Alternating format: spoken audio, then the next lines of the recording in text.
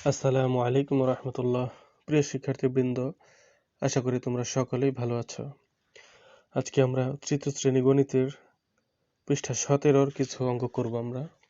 তার আগে কয়েকটি বিষয় আমরা জেনে নিই। একক, দশক, শতক, হাজার, অযুত, লক্ষ, নিযুত, কোটি।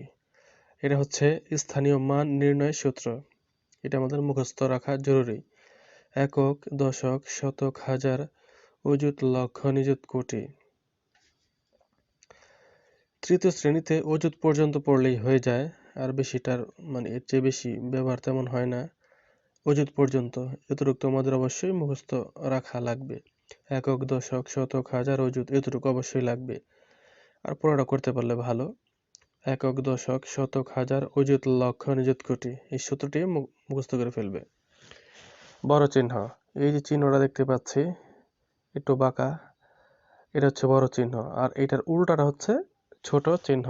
বড় চিহ্ন, ছোট চিহ্ন। সংখ্যার শেষে 0, 2, 4, 6, 8 থাকলে সংখ্যাটি জোড় সংখ্যা। যে কোনো সংখ্যার শেষে 0 থাকলে অথবা 2 থাকলে অথবা 4, 6, 8 এগুলো থেকে একটা থাকলেই সেই সংখ্যাটি হবে জোড় সংখ্যা। আর সংখ্যার শেষে 1, 3, 5, 7, 9 এগুলো থেকে যে কোনো একটা থাকলে সেটা হবে বেজোড় সংখ্যা। পৃষ্ঠা 17 এই অঙ্কগুলো আমরা পর্যায়ক্রমে করব ইনশাআল্লাহ।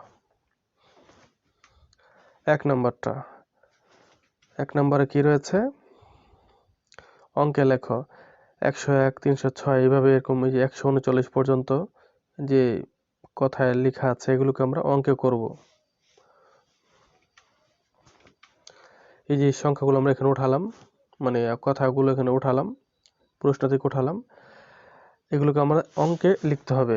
অঙ্কে লিখব 101, 101 কি হয়? 101, 306, 306, 306, 1025, 1025, 1025, 1025, 5230, 5230, 5230, 5230, 7012, 7012, 7012, 7012, 9035, 9035, 9035, 8052, 8052, 8052, 8052, 8052, 139, 139, 139, 139।